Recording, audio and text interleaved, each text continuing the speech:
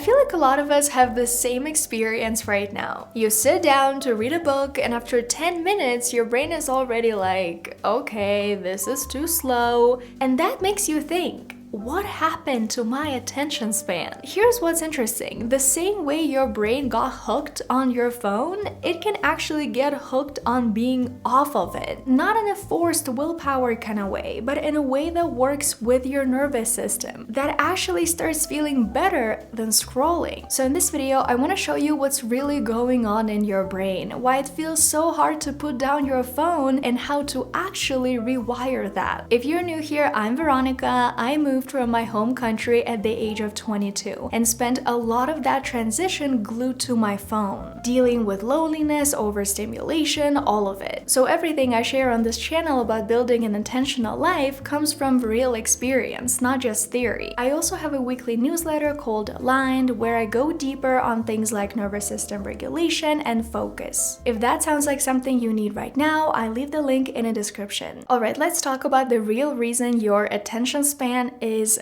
gone. What I hear a lot from you guys right now is this: I used to read for hours and now I can't even get through 10 pages. I watch everything at 1.5x speed or at 2x speed. Watching a full movie without touching my phone feels like an achievement. And I want you to hear this. It's not you, at least not entirely. It's just your brain has literally been rewired. Our brains are constantly reshaping themselves based on what we repeatedly do. That's neuroplasticity. The more you do something, the more automatic it becomes, and it becomes your habit. It becomes a part of your life. And we all love talking about neuroplasticity when it comes to good habits. Like, you can always learn something new no matter your age. I started learning handstands when I was 25. I'm 26 now, and I can hold a handstand for about 30 seconds. My brain built new connections, my balance improved, and my muscles got stronger. But here's the part we don't talk about enough. Neuroplasticity works for your bad habits too. When you spend hours every day scrolling, switching between apps, watching short videos, and speeding everything up, you're training your brain to expect constant novelty, speed, stimulation. You're building what I like to think of as high-speed highways in your brain. And obviously, over time, those highways become the default, the easiest route. So when you try something slower, like reading a book or watching a movie without distractions or just sitting in silence, your brain is immediately giving you 1,000 different ideas to think about, 1,000 other things you could be doing right now. Your brain resists, not because you're lazy, but because those slower pathways haven't been used in a while. It's like trying to walk through a forest that's completely overgrown. Right now I'm reading this amazing book by Nicholas Carr called The Shallows: What the Internet is Doing to Our Brains. Even though this book was published in 2010, I highly recommend reading it right now. And there is one paragraph that I really wanted to share with you guys. I'm not thinking the way I used to think. I feel it mostly when I'm reading. I used to find it easy to immerse myself in a book or a lengthy article. My mind would get caught up in the twists of the narrative or the turns of the argument, and I'd spend hours strolling through long stretches of prose. That's rarely the case anymore. Now my concentration starts to drift after a page or two. I get fidgety, lose the thread, begin looking for something else to do. I feel like I'm always dragging my wayward mind back to the text. The deep reading that used to come naturally has become a struggle. And again, this was written in 2010, way before TikTok became a thing. We struggle to sit still and read for a long time. Meanwhile, the scrolling pathway feels automatic. It feels natural. It feels like something we do every single day because we literally do it every single day. But here's the key.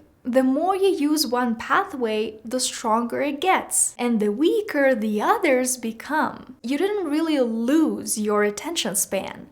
You retrained it. But the good news is neuroplasticity obviously works both ways. If you spend more time in slower, focused activities, you rebuild those deeper attention pathways. And yes, I know, it feels so uncomfortable at first. It feels extremely foreign, new, and weird. But over time, focus and deep concentration starts to feel natural again. And being on your phone for hours and hours starts to feel less automatic and less effortless. Exactly what we want. Alright, another problem I see that makes it so difficult for us to stay off our phones is the leaky brain problem. We don't really use our phones intentionally anymore. It's not like you sit down and you tell yourself, okay, I'm gonna open Instagram right now and I'm gonna scroll for 10 minutes. Let me set a timer. Let me be super intentional about it. What happens is you pick up your phone for something small like checking a message or setting an alarm or replying to someone, and somehow that leaks into 30 minutes or an hour or even more. And then obviously we like to say, I don't have time for anything right now. I don't have time for a new hobby, but your screen time is like 2, 3, 4+ hours a day.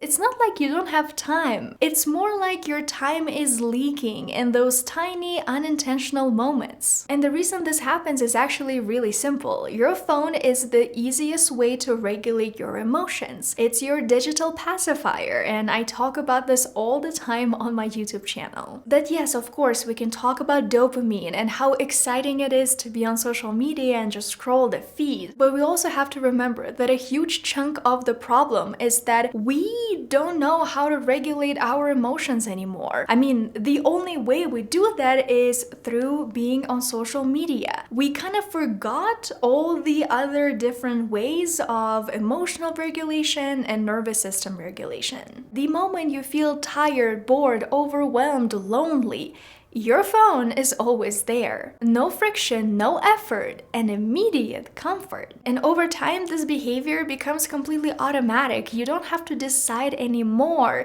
You just do it. And that becomes a real problem when you realize that, oh wow, I'm choosing this immediate comfort over and over again, and that moves me further and further away from the life that I actually want to build. You have goals, you have a vision for your life, but in those moments, you stop acting like the version of you who is building that life. Not because you don't care, but because your brain is now trained to constantly escape discomfort, not stay with it. Nervous system regulation is not about never feeling bored. It's not about always being calm and perfectly disciplined. It's about learning how to stay with yourself in those moments when you feel lonely, bored, overwhelmed, and act in a way that is aligned with the life that you want to build, instead of automatically reaching for your phone. And I'm gonna be honest with you guys, this problem existed way before social media. We've always had this tendency of escaping ourselves. It's just that now the easiest escape is always in your pocket. And the moment that you decide to put your phone down and, let's say, really focus on vacuuming the whole house without listening to anything, you suddenly have to face a bunch of thoughts and unprocessed emotions. That's what we're actually avoiding. We're using our phones not to feel, not to process, not to regulate. Now I want to move on to why for so many of us hobbies are just not working.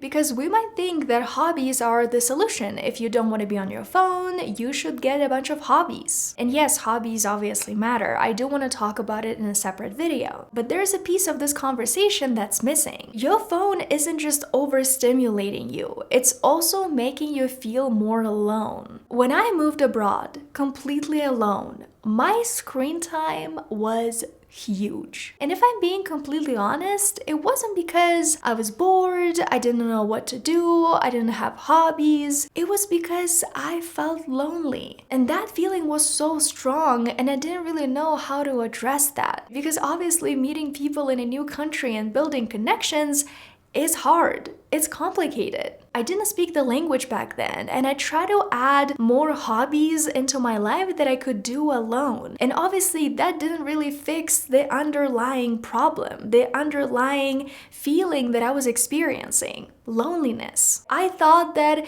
if I just stay busy, if I pack my schedule, I I will feel better. But loneliness doesn't go away just because you're occupied. We're losing this super important skill: making friends. And your phone is making it harder for you to find and maintain real relationships. And there is another layer that makes all of this way harder. Social media constantly shows you a version of reality where someone is doing something better than you. Like, take my handstand journey. A year ago, I couldn't really do a handstand at all. Now I can. But the problem is, if I go on social media, I will find 100, 1,000 people who can do a handstand so much better than me. And suddenly something that feels like real progress to me, it feels like it's not enough. Like, it feels like I'm not good enough yet. And I will never be, that's the thing. Because on social media, I will always find an example of someone who is doing it better. And that happens everywhere. Your body, your work, your relationships, your life. There's always someone ahead of you. And that slowly disconnects you from your real life, from your goals and your achievements. So what ends up happening is you're alone trying to build your life while constantly being exposed to a world where it looks like you're behind. And no amount of solo hobbies can fix that feeling. Because your nervous system doesn't just need less stimulation, it also needs more connection, more real people around you, people you can rely on, real people going through the same journey. Because the opposite of scrolling isn't productivity, it's connection.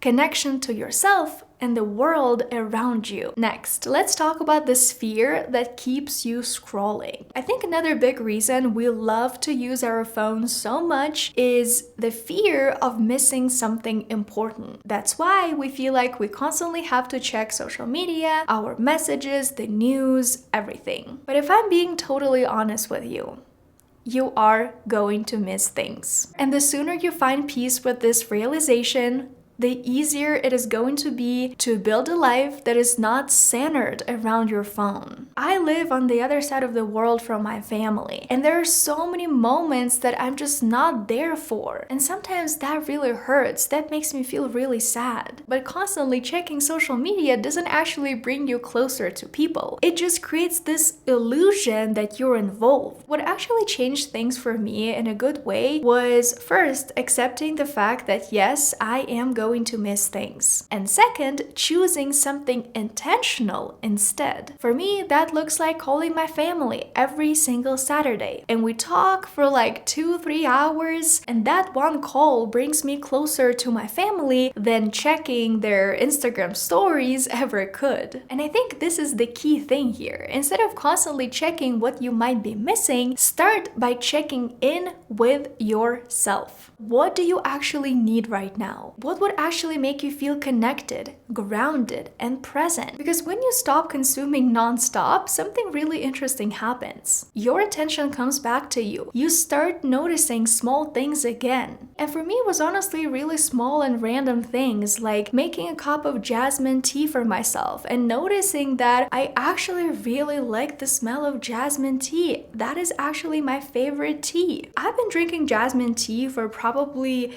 years and years and years now, and only recently I'm starting to appreciate the smell, the color, everything. And this change, like the moment it actually hits you, when you start noticing those small things in your everyday life and you really start appreciating those things, you realize that it's all so worth it. So finally, let's talk about how to actually build this life offline that you absolutely love. First, add friction to your phone and remove friction from the things that you actually want to do. You can delete all the social media apps, turn on grayscale mode, keep your phone in another room. Right now, I'm recording this video for you guys and my phone is not here. When I'm working, my phone is not next to me. I don't need to be physically glued to my phone all the time. At the same time, you can make your book more visible. Maybe always wear workout clothes so that you don't feel like, oh my god, I'm too lazy, I don't want to change into my workout clothes. Or maybe keeping your yoga mat out all the time so that You look at it and you just want to go and practice yoga. The easier you make the good things and the harder you make the social media escape, the more your brain will start to choose differently. Second, replace the reach with a micro-regulation practice. Every time you notice that you reach for your phone out of boredom or you don't really know what to do, pause.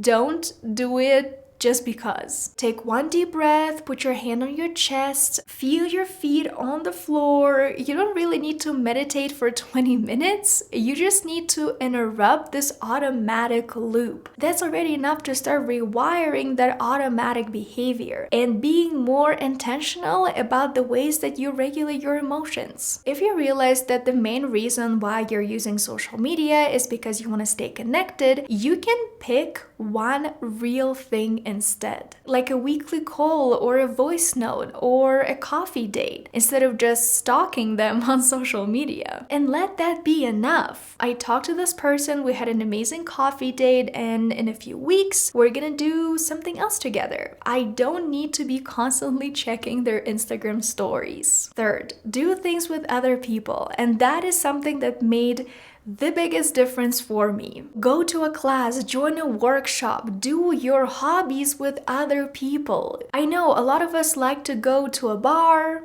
and meet our friends there and drink and have a good time. And yes, I'm not saying all of those things are bad, but I'm saying you can diverse. You can do so many different things with your friends. It doesn't always have to be this one specific thing. Alright guys, I think it's going to be it for today's video. If you liked it, please don't forget to give it a thumbs up and subscribe to my YouTube channel. One thing before you go, if you were paying attention today, you might have noticed some cats hiding in the video. I want to call it cat tax. Every video I hide cats throughout and your job is to find them. Today there were this many cats. How many did you actually catch? Let me know in the comments. And if you missed some, well, now you have a reason to watch this video again. If you're watching this and thinking, okay, I get it, I need to stay off my phone more often, but I still have so many things that I need to do every single day, and I also don't want to get burned out. I made a video exactly about that, so if you want to continue watching, you can click here. Otherwise, thank you so much for being here, and I'll see you in my next video.